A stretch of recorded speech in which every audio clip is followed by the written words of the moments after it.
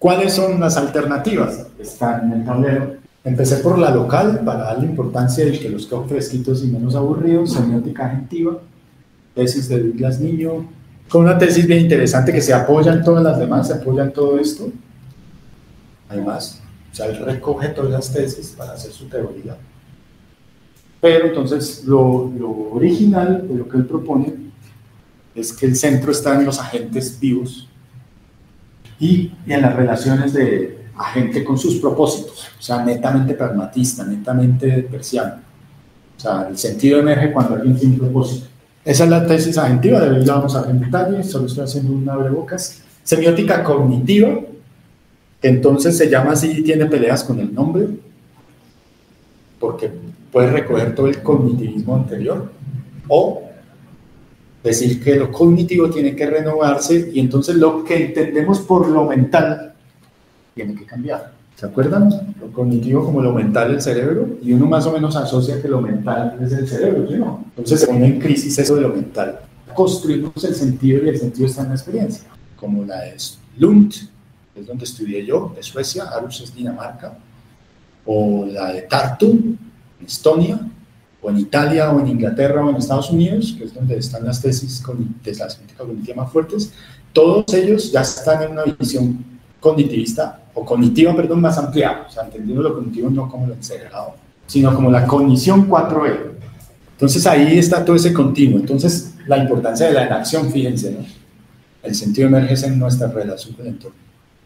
Pero luego no solo en acción, sino que me ayudan, la cognición es en activa, extendida, embodied, corporizada. Embedded, ¿no? Falta de embedded, que sería embebida. Embedded, sí. Esas son las 4E.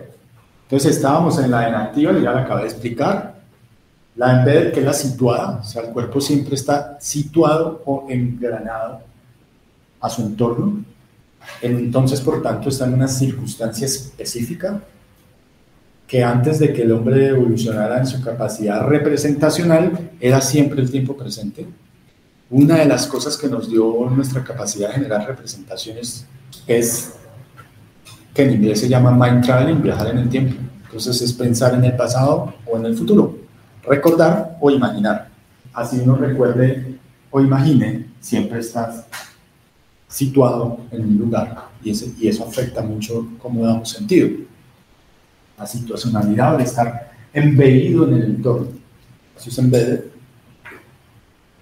Embody ya lo explicaba, es el cuerpo y sobre todo el cuerpo además en acción con otros cuerpos, eso ya es importante, no el cuerpo aislado solo.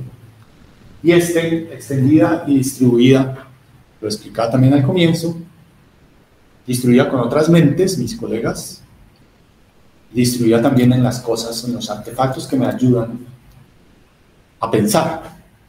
Y hay muchas tesis que dicen que los artefactos forman parte de los sistemas cognitivos, que es gracias a los artefactos que podemos pensar, y mucha gente piensa es con los artefactos. Entonces, por ejemplo, contar en un abaco, entonces el contar me ayuda, eso me ayuda a llevar procesos cognitivos y mentales. Hay una relación directa entre los artefactos, las cosas y lo cognitivo. Esas son las 4E, cuando uno las mira en detalle, se va a dar cuenta que ayudan a resolver mucho esa pregunta de cómo damos sentido. Retomando, resumiendo, simplemente si ha resultado confuso, no es solamente en el cerebro donde generamos sentido, sino que a través de la combinación de varios elementos y condiciones, relacionarnos con nosotros, relacionarnos con el entorno, apoyarnos en artefactos y estar conscientes del tiempo, que eso también tiene que ver con el embedded. La vida permite la inacción, porque entonces yo me muevo, la bacteria se mueve para actuar en el entorno. Entonces hay un principio que es lo importante para que haya sentido, es que haya agencia.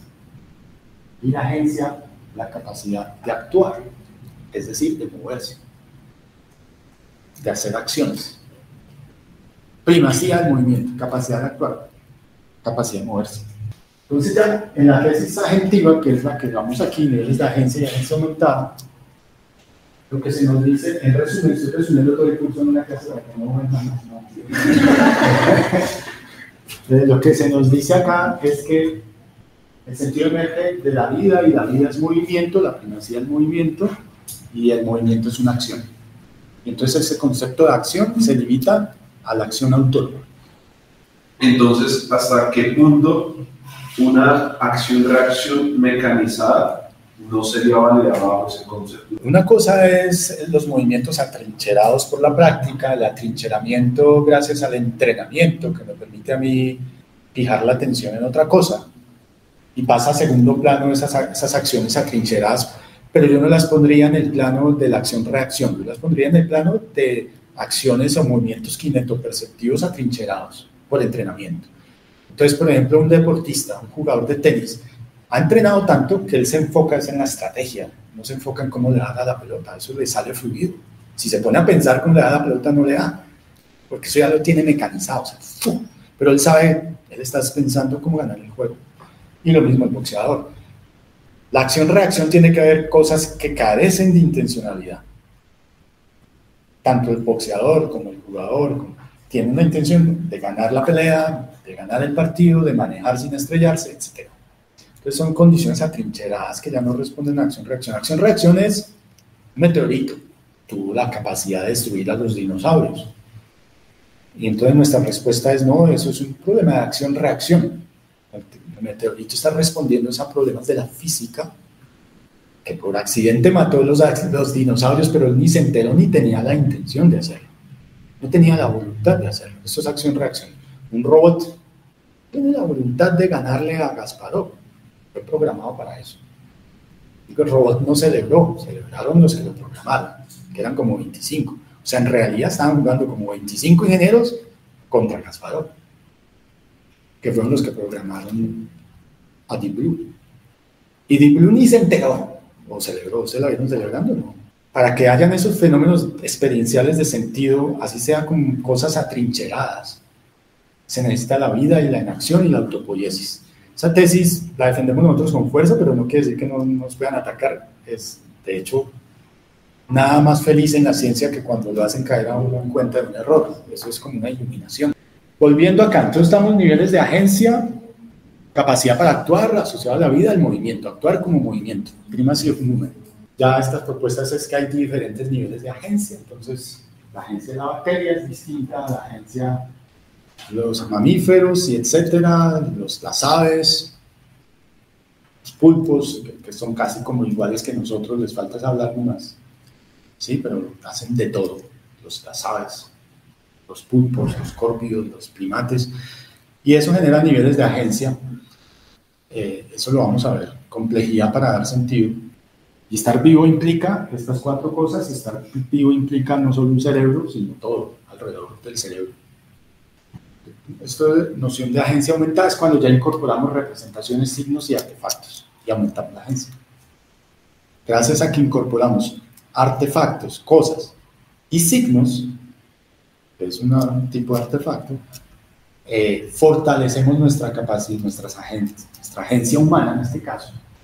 Ese concepto de agencia aumentada es clave, lo vamos a ver con más detalle, porque permite que uno, gracias a las cosas, haga acciones que su agencia no aumentada, su agencia original, su cuerpo desnudo no le permitirían hacer. Pero como ya logró evadir, entonces ya empieza a mejorar su técnica, entonces ya entraría a un nivel de agencia 2, por ejemplo. Ahí se podría hablar de esos niveles de agencia. El hecho de incorporar artefactos es lo que estamos marcando los niveles. Lo vamos a ver en detalle en su momento. Que es los artefactos son los que nos permiten aumentar la agencia. El entrenamiento como sí mismo me mejora no me aumenta mi capacidad agentiva original, porque yo la mantengo. O sea, digamos que yo con un cuerpo de nudo me puedo entrenar y no incorporo artefactos, es una situación abstracta, porque nosotros somos lo que somos gracias a los artefactos. Siempre hemos estado en relación con cosas, y no solamente como Homo sapiens, sino evolutivamente y en relación con otros animales. Pero imagino esa abstracción de cuerpo desnudo, me pongo a mejorar la capacidad de alzar cosas, estoy mejorando la agencia original. La noción de agencia aumentada se refiere a la capacidad de incorporar artefactos, al menos como lo hemos propuesto, de incorporar artefactos para superar las posibilidades de la agencia original. Teoría de engranamiento material es una versión radical de todo lo que he dicho hasta el momento. O sea, ellos dicen que las cosas. Es una teoría, de pronto algunos de ustedes conocen, muy en boga con la posfenomenología. O sea, ellos dicen que la fenomenología es todavía muy antropocéntrica y está muy en boga con el vitalismo. O sea, que dicen que, por ejemplo, es el ataque que hacen y que con mucho sentido además, que, por ejemplo, las cosas inertes, o sea, las que no tienen vida y por tanto no tienen movimiento, le hace una piedra, pues también es vida. Tiene mucha fuerza porque es muy ecológica. Y como estamos en crisis ecológicas, pues entonces funcionan súper bien. Entonces decirle a la gente, el pensamiento indígena, indígenas dicen, por ejemplo, que la tierra está viva, las piedras están vivas, hay un vitalismo allí. Y esa idea tiene mucho de fondo. O sea, en realidad, decir que una piedra no se mueve, hay un movimiento intrínseco allá químico de cosas que pasan y claro, se mueve más lento que los humanos o que los seres vivos, pero se mueve. Y cambian de forma con la acción-reacción, químicamente hay acciones-reacciones. Esa la vamos a ver también, es muy interesante, muy interesante. Coincidimos en la tesis de engranamiento material con la idea de que el sentido emerge en nuestra relación con las cosas, eso está bueno. Biosemiótica, que es fácil, ya la expliqué, la vamos a ver. Vida, sentido, es esa tesis. Si hay vida, hay sentido. Si no hay vida, no hay sentido.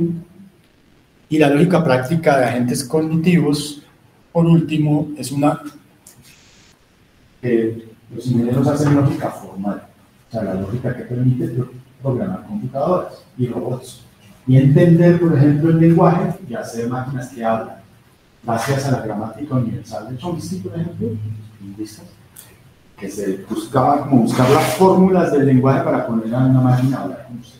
Gracias a esas fórmulas, esa es la lógica formal. Lo que hacen estos ingenieros y estos filósofos también es explicar una lógica que ellos llaman práctica, que es la contraria a la formal. ¿Cuál es el problema con la formal? Que es perfecta casi, o sea, no comete errores, no tiene dudas. La lógica formal está pensada para eso. En cambio, la práctica dice, vamos a tratar de entender cómo es la lógica en seres vivos y específicamente en los humanos. La lógica práctica, no la lógica formal. ¿Qué es la lógica práctica? La que se equivoca, la que falla, la que vive en la vida cotidiana, la que duda, decide de manera arriesgada sobre el error, o sea, apuesta, generaliza mucho, generaliza, todo lo contrario a las computadoras, fíjense.